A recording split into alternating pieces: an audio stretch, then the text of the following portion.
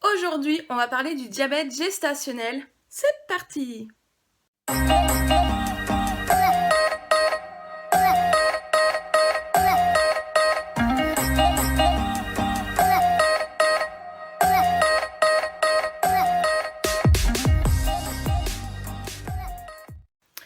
Hello hello, j'espère que vous allez tous très bien.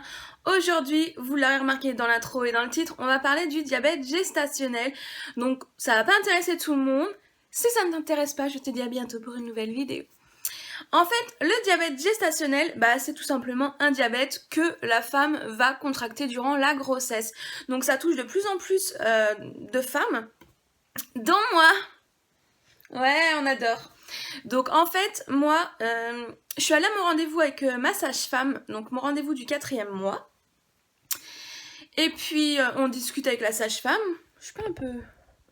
Ouais, je sais pas, bref. On discute avec la sage-femme et là elle me dit « Mais vous faites du diabète gestationnel ?» Alors là, j'étais assise heureusement. J'ai dit « Pardon ?» Elle me dit « Bah oui, là, vos analyses, votre médecin vous a rien dit. » Et en fait, j'avais 2 analyses, mars, avril, où mon taux de glycémie à jeun était beaucoup trop élevé et où mon médecin ne m'a rien dit. On adore, on adore. Donc j'étais un peu sur les faits, je me suis dit attends, le mec, je suis allée le voir quand même 2 fois les mêmes analyses, 2 fois il me dit non, tout est parfait. Alors que pas du tout.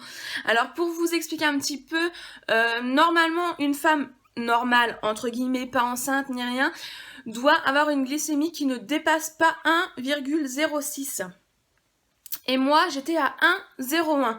Donc mon médecin s'est dit c'est bon, sauf que non. Parce que quand une femme est enceinte, les taux sont revisités, on va dire. Et selon les hôpitaux, on demande à ne pas dépasser 0,95. Dans l'hôpital où je suis suivie, on demande à ne pas dépasser 0,92. Et je sais qu'il y a dans d'autres établissements où on demande de ne pas dépasser 0,90. Donc voilà, grosso modo... c'est ça le taux. Et donc au lieu de 0,92, j'étais quand même à 1,01, donc diabète gestationnel.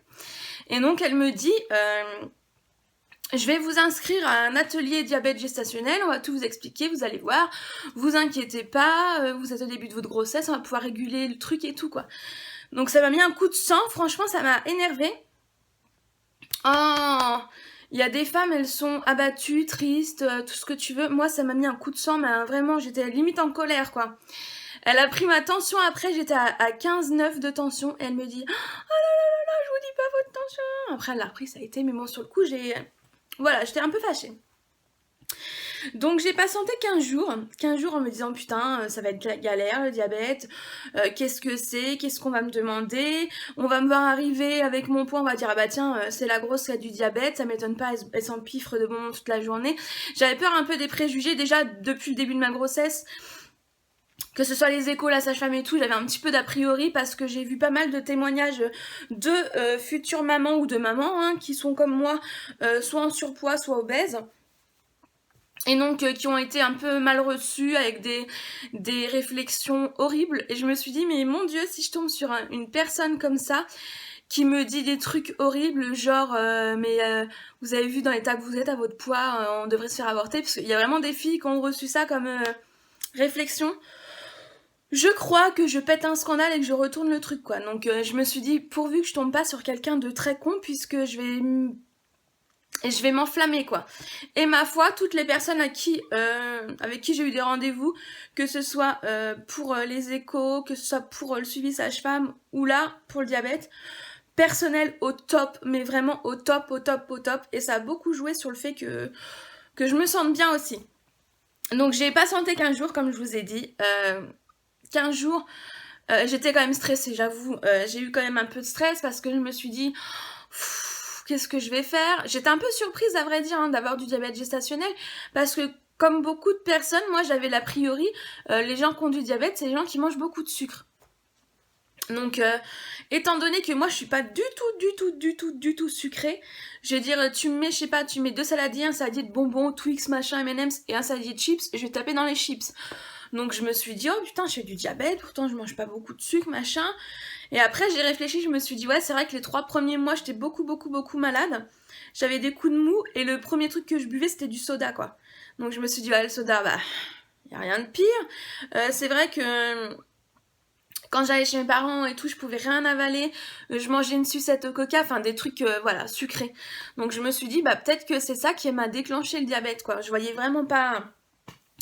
Donc du coup, j'ai regardé un petit peu à droite, à gauche. Et je vais m'étouffer. Bonjour. Je déteste les youtubeuses qui boivent pendant la vidéo. Ça fait... Bref. Et donc du coup j'ai lu des témoignages en disant c'est l'horreur, c'est la mort, on peut rien manger, je mange plus de pain, je mange plus de pâtes, je mange plus de pommes de terre, je mange plus de bonbons, je mange plus de gâteaux, je mange de la salade verte et des haricots. Enfin j'exagère mais c'était limite ça quoi. Alors je me suis dit super, moi qui suis hyper difficile, ça va être sympa. Donc le premier truc que j'ai supprimé vraiment, c'est les sodas. J'ai arrêté de boire des sodas standards, sachant que quand j'étais au régime, je buvais que du zéro, donc je me suis remis au zéro, il n'y a pas de problème. Et j'ai arrêté le grignotage après manger, parce que c'est vrai que je mange mon repas du soir, hein, en famille, et généralement je regarde la télé jusqu'à 2h du mat, et entre temps, je tape un paquet de chips ou une connerie comme ça. Donc ça j'ai arrêté aussi. Voilà ce que j'ai changé dans mon alimentation. Donc je suis allée à mon rendez-vous 15 jours après, donc mon atelier du diabète. On était plusieurs mamans. Ah, j'étais stressée quand même.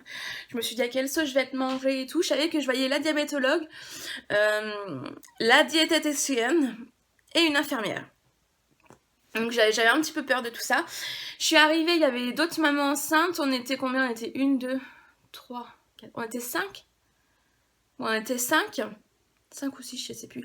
Bref, on était plusieurs mamans.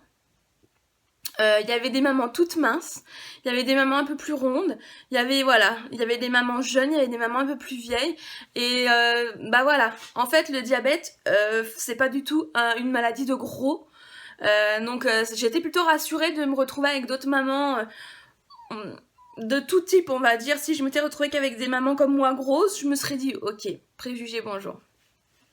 J'aurais pas été à l'aise. Donc on est passé devant la diabétologue qui nous a expliqué que c'était le diabète gestationnel. Donc elle nous a expliqué que oui, c'était une glycémie trop élevée, donc du sucre dans le sang. Mais que ça ne dépendait pas que de la nourriture. Que donc il y avait le foie qui rentre en jeu. Donc un foie un petit peu feignant qui laisse passer plus le sucre dans le sang. Le pancréas, pareil, qui baisse de régime et qui filtre pas le sucre comme il devrait. Ajoutez à ça, si vous mangez un peu plus de bêtises que d'habitude avec les envies de grossesse, et vous avez une glycémie qui pète les sommets. Et voilà, vous avez du diabète. Donc moi, comme je vous ai dit, ça a été découvert aux premières prises de sang. Hein, je l'ai su aux alentours de la 15e semaine d'aménorrhée. Donc avec un test de glycémie à jeun. Il y avait une maman comme moi qui avait su à jeun, et les autres mamans qui l'ont su avec le fameux test au Sullivan de la glycémie, là. Vous savez, où on vous fait boire une bouteille de sucre pur, limite, tu vois, bien gluant, et on vous fait attendre 1 heure et 2 heures pour faire des prélèvements, pour voir comment votre corps assimile ce sucre. La bonne nouvelle, c'est que j'ai échappé à ce test, puisque j'ai été déclarée diabétique avant. Ce test, c'était vraiment l'horreur pour moi quand j'ai eu pour mon fils. J'y suis allée, elle m'a dit vous buvez ça, ok, j'ai bu une gorgée, j'ai fait je pourrais jamais. Elle m'a dit allez, faut le boire. Donc du coup, faut que tu le boives d'un coup. J'étais voilà. Et après j'ai lutté, mais quand je vous dis lutter, j'ai cru que j'allais mourir. J'avais la tête qui tournait, des grosses sueurs, j'avais envie de vomir et tout. C'est le pire jour de ma vie, je crois. C'était horrible. Et quand j'ai fini les 2 heures au labo, je suis sortie, j'ai vomi tout dans la rue. C'était dégueulasse. Et dans ma tête, je m'étais dit, à cette grossesse-ci, si on me demande de faire ce test, je ne le referai pas. Malgré qu'il y aurait pu y avoir un risque de diabète, machin et tout, je l'aurais pas fait. J'y ai échappé. Donc durant ce premier rendez-vous, on nous explique, voilà, le diabète, voilà, le foie, le pancréas, tout ça, ça marche pas forcément. Ce que vous mangez, paf, vous avez du diabète. On nous explique que c'est vraiment un diabète de grossesse et que c'est un diabète qui, dans les 99% du temps, s'en va après l'accouchement. Après, il y a des gens qui le gardent, mais c'est qu'ils étaient diabétiques avant et que ça n'a pas été découvert. Voilà, en gros, c'est ça. Donc on nous rassure en nous disant que vous inquiétez pas. C'est vrai, c'est un petit peu embêtant, mais c'est que pendant la grossesse, on nous explique les personnes à risque, donc les femmes de plus de 35 ans, les femmes en surpoids, Hein, donc déjà de base en surpoids, j'étais dans le lot, j'aurais fait le test Sullivan. Les personnes qui ont des diabètes dans leur famille et les personnes qui ont eu un bébé atteint de macrosomie, c'est-à-dire un bébé de plus de 4 kilos. Donc ces personnes-là, on leur fait faire le test et voilà, c'est des personnes dites à risque. Donc elle nous explique ça, elle nous explique que donc on va pas forcément garder le diabète après, et elle nous explique les risques. Donc les risques, effectivement, c'est que le bébé reçoit trop de sucre et que du coup lui son petit pancréas il va faire plus d'insuline pour comment on dit, pour contrebalancer ça. Du coup son pancréas va marcher plus et à la naissance ça peut faire des bébés qui sont un petit peu en hypoglycémie, donc qui manquent un petit peu de sucre puisque leur pancréas fournit trop d'insuline par rapport à ce que leur corps va avoir de sucre. Donc ça c'est le premier risque. Risque d'avoir un bébé trop petit puisque ça peut avoir des conséquences sur la croissance du bébé, ou au contraire des bébés trop gros de plus de 4 kilos. Et là, les risques pour la maman, c'est la césarienne, le déclenchement. Donc le déclenchement, je connais puisque pour mon fils j'ai été déclenchée. Et des risques d'hypertension. Donc là, au niveau de la tension, je suis un petit peu plus surveillée parce que j'ai tendance à faire un petit peu des tensions hautes de base. De base, de tension, je suis à 14, entre 13,9 et 14,5. Et on trouve que c'est un petit peu trop élevé, donc je suis surveillée à ce niveau-là, mais pour l'instant, je ne suis pas traitée. Donc voilà pour les risques du diabète pour la maman et pour le bébé. Donc c'est pas des trucs... Quand on vous dit vous avez du diabète gestationnel, machin et tout, faut faire hyper gaffe et tout, ça vous fait flipper. Alors que les vrais risques réels, bon c'est embêtant, mais c'est quand même pas... Ça vaut pas le coup de flipper comme des malades et se gâcher sa grossesse, quoi. C'est ça que je veux dire. Oui, il faut faire attention, mais il faut pas non plus arrêter de vivre. Il y a vraiment pire dans la vie, quoi. Donc après, moi, j'ai toujours tendance à prendre les choses un peu à la cool, on va dire. Je me dis, il y a pire. Voilà. Il y a pire, relativise, c'est bon, quoi. Il y a pire. Donc... Cette endocrinologue nous a pris tous en groupe, après elle nous a pris une par une pour parler au cas par cas si on a des problèmes de poids, si on a des maladies, si on a eu ci, si on a eu des enfants avant, combien ils faisaient, etc. Donc dans mon cas, Sullivan, il faisait 3,410 kg, donc il était bien, il était pas trop gros, il était pas considéré en macrosomie. Par contre, j'étais déclenchée. Donc elle m'a dit bon ça c'est cool parce que vous connaissez déjà comment ça se passe si on venait à déclencher celui-ci. Et on a parlé de ma thyroïde puisque elle est diabétologue mais aussi endocrinologue. Donc du coup on a parlé de ma thyroïde et tout quoi. Donc voilà. Ensuite, les autres mamans sont passées chacune leur tour et on a vu la diététicienne. Alors là c'est pareil, j'appréhendais beaucoup la diététicienne parce que je mange pas comme tout le monde entre guillemets. Donc elle nous dit qu'il faut faire 3 repas par jour. Donc déjà, qui ne fait pas 3 repas par jour? Je déjeune jamais. C'est très très très très rare que je déjeune jamais. Sauf vraiment si dans la matinée j'ai un petit coup de pompe, je vais grignoter une connerie, je vais manger... par exemple si je suis en ville, je vais manger un pain au chocolat, un truc comme ça, mais je déjeune jamais à proprement dit. Donc du coup elle m'a dit c'est pas bien, il faut déjeuner. Ok. Après, elle nous a parlé des produits laitiers, qu'il en fallait à chaque repas. Donc du coup, moi, je suis pas du tout d'accord avec ça. Donc, qui ne prend pas 3 produits laitiers par jour? Encore une fois, moi. Donc là, elle me dit, vous savez, vous êtes en carence de magnésium et tout, machin et tout. Je dis, oui, mais moi, voilà. Après, elle nous a parlé de la viande, du poisson, des œufs. Donc, je ne mange pas de poisson, je ne mange pas de viande. Donc là, ça faisait un peu rire les autres mamans parce qu'à chaque fois qu'il y avait quelque chose, c'était moi, quoi. Et là pour les légumes après j'étais bonne quoi, mais bon. Elle m'a dit, mais franchement elle a pas du tout été désagréable hein. Elle souriait, elle m'a dit ok. Elle a vraiment pas été désagréable, j'étais très surprise parce que j'avais vraiment beaucoup d'a priori sur les diététiciennes. Et pas du tout, très gentille, très souriante, vraiment top. Elle m'a dit écoutez si vous voyez qu'avec le diabète vous avez des soucis machin pour faire vos repas etc, on prend un rendez-vous ensemble après. J'ai dit ok, je vais faire ma semaine de test et puis on verra ça. Donc super, et après on a vu l'infirmière. Et donc l'infirmière, elle nous a remis notre petit appareil et elle nous a expliqué la prise en main de celui-ci. Donc on en avait chacun un, on s'est lavé les mains, elle nous a expliqué comment mettre les aiguilles, comment mettre les languettes, etc. Et on s'est lavé les mains et on a dû prendre notre glycémie toute en fait. Donc voilà. Pour faire simple, je vais vous montrer l'appareil puisque je l'ai. Bon, j'ai enlevé la grosse boîte qui va avec parce que je trouve ça chiant à trimballer. Moi, je l'ai mis dans une petite pochette Harry Potter, comme ça je peux la glisser dans mon sac et tout. Puisque au début, on nous a demandé de prendre notre glycémie 6 fois par jour, c'est-à-dire une fois le matin à jeun, même 7 fois quoi. Avant le petit déjeuner, enfin à jeun, après le petit déjeuner, avant le midi, après le repas du midi, avant le repas du soir et après le repas du soir à 2 heures d'intervalle. Dans cette boîte, on a un petit cahier comme ça, avec les jours, voilà, où on a justement glycémie réveil. Bon, pour ceux qui ont de l'insuline, ça j'en ai pas encore. Et puis voilà, pour prendre nos taux. Après, on a une petite pochette noire comme ça. Je trouve ça important de tout vous montrer parce que j'ai tellement stressé, moi, que j'aurais bien voulu trouver des trucs dessus. Alors, à un côté, on a une petite pochette où on va trouver les petites recharges pour mettre les aiguilles. Hop. Là, j'ai laissé la notice.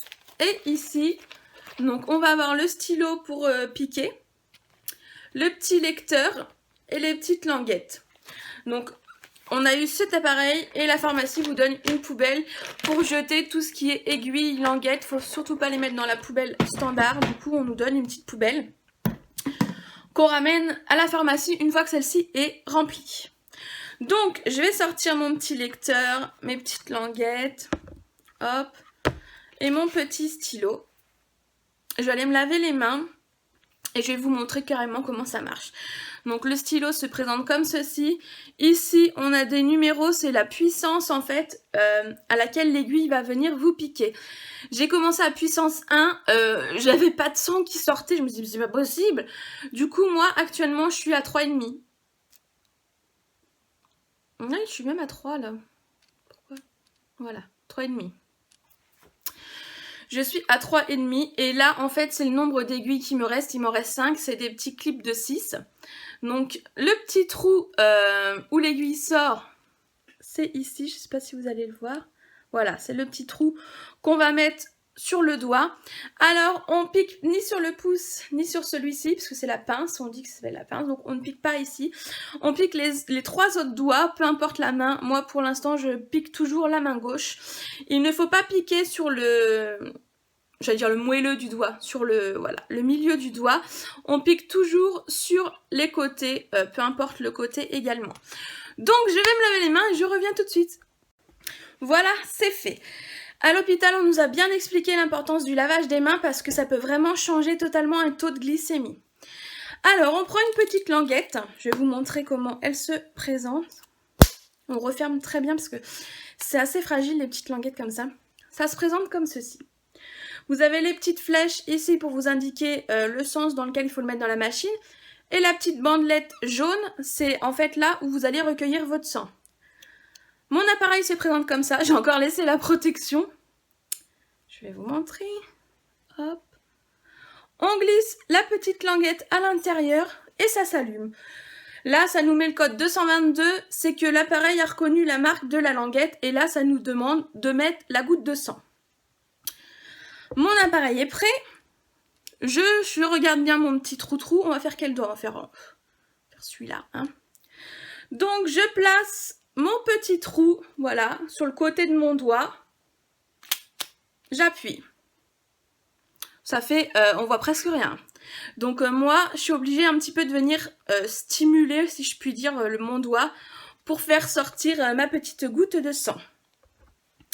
Ensuite, j'espère que vous allez voir quelque chose. Je mets la petite languette jaune. Hop, ça aspire la gouttelette. Je mange mon sang, oui, et alors? Et là, ça nous met le taux de glycémie, donc à jeun, je suis à 87, donc c'est nickel, faut que je sois en dessous de 0,92. Donc, c'est bien. Une fois que j'ai fait ça, je pousse, hop, pour bien que ça me dise à combien d'aiguilles je suis. Donc là, maintenant, il m'en reste 4.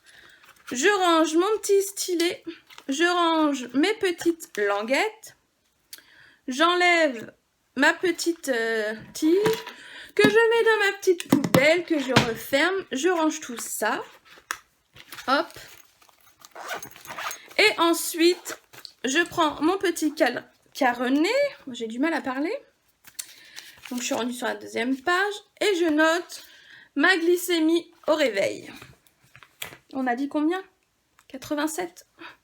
Je me rappelle déjà plus. Donc 87. Hop. Voilà. Donc j'ai commencé ici avec les prises à chaque repas, sauf le petit déjeuner que j'ai barré puisque je ne déjeune pas. Et donc, mon endocrinologue m'a surligné un petit peu les valeurs où j'étais trop élevée. Et elle a constaté que j'étais un peu trop élevée seulement à jeun le matin et que tous mes taux de la journée sont nickel. Donc le taux à jeun, je vous ai dit, il ne faut pas dépasser 0,92 et après le repas, il ne faut pas dépasser, donc 2 heures après le repas, il ne faut pas être au-dessus de 1,20, 120 comme vous préférez. Donc moi, mon taux après le repas, le plus élevé, c'est 113, donc je suis bien. Et donc quand elle a vu mes résultats, donc au bout d'une semaine, je suis allée la revoir, donc c'était hier.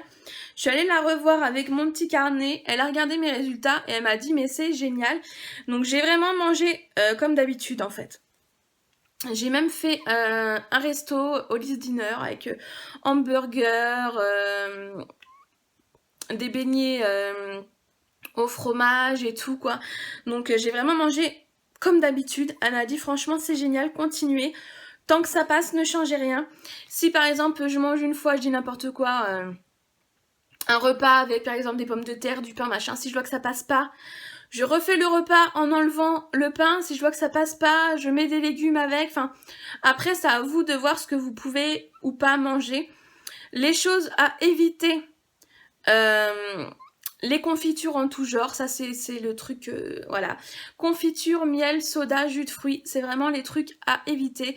Certaines aussi, tout ce qui est pain blanc, farine blanche, tout ça, vaut mieux mettre du pain complet, des choses comme ça. Mais pour le moment, j'ai rien d'interdit. Mais de moi-même, je ne déjeune pas, donc ce qui enlève tout ce qui est confiture, tartine de pain, de jus d'orange, tout ça, donc ça aide aussi. Et sinon, bah voilà. Je la revois dans un mois, puisque là, mes résultats étaient nickel. Je la revois dans un mois. Elle m'a dit d'arrêter de prendre mon taux 6 fois par jour, donc avant, après les repas. Elle m'a dit de prendre mes taux le matin à jeun et 2 heures après mes repas. Donc, ce qui me fait plus que 3 prises au lieu de 6. Donc ça, c'est cool. Donc voilà. Pour vous dire ce que je pense de tout ça, je pense qu'il faut vraiment pas se stresser. Il y a vraiment pire. Après, je comprends tout à fait qu'on puisse être angoissé avec ça parce que moi-même, avant d'avoir mes rendez-vous, j'étais très angoissée parce que c'est pas un truc que tu connais forcément. Le diabète, ça te parle, mais tout de suite, tu vois restriction, galère et tout. Donc, faut aller à vos rendez-vous tranquille et tout. On va vous expliquer, vous encadrer, vous accompagner. Et il faut aussi se dire que c'est sur une courte durée. Enfin, même si ça paraît long quand même. Voilà, je veux dire, moi, là, je vais rentrer dans mon 5e mois. Ça fait tout le 5e mois, 6e, 7e, 8e, 9e. Ça fait 5 mois comme ça à surveiller, faire attention. Mais bon, c'est pour la bonne cause, on va dire. C'est pour avoir son petit bébé et tout. Et vous pouvez vous accorder une fois par semaine, de temps en temps, un petit plaisir. Il faut vraiment que ça reste une surveillance, mais pas non plus que ça vous dégoûte de votre grossesse. Faut vraiment prendre les choses... essayez de prendre les choses du bon côté. Si vous faites un écart, vous vous tapez une glace, une sucrerie, un truc à midi, bah le soir vous allez essayer d'être raisonnable et de manger des légumes verts avec une viande ou voilà. Donc il y a toujours des solutions et voilà. J'avais envie de vous parler de ça parce que je sais que je fais partie d'un groupe en fait. Je me suis mise sur un groupe de diabète gestationnel. Et je vois régulièrement des messages des mamans qui sont paniquées, qui n'ont pas encore fait leur premier rendez-vous, qui sont un peu dans le doute et tout. Donc je me suis dit que j'allais faire cette vidéo pour rassurer un petit peu les mamans, puis pour que vous puissiez avoir mon expérience, mes premiers rendez-vous, comment ça s'est passé, la prise en main de l'appareil. Vous voyez, c'est vraiment que dalle, c'est vite fait, ça fait pas mal, c'est voilà. Dans le pire des cas, vous avez des tout petits bleus, voilà, comme ça, là, sur les côtés, mais c'est pas la mer à boire. J'ai pris ma glycémie chez mes parents, j'ai pris ma glycémie au resto. C'est quand même assez discret, tu vois, tu te mets tranquille sur ta table, tac, enfin personne te voit. c'est vraiment à prendre tranquille, quoi. Faut faire attention, c'est pas un jeu, c'est important quand même, c'est la santé de bébé puis la vôtre, mais faut pas non plus vous mettre dans une bulle, voilà, vous mettre dans une bulle et vous gâcher votre grossesse, ça sert à rien. Donc voilà, j'espère que cette vidéo aura été utile pour certaines, et puis peut-être que ça aura appris des trucs à d'autres, hein, pourquoi pas. Je vous fais d'énormes bisous, et je vous dis à très bientôt pour de nouvelles vidéos, et en attendant, n'oubliez pas, prenez soin de vous, ciao ciao.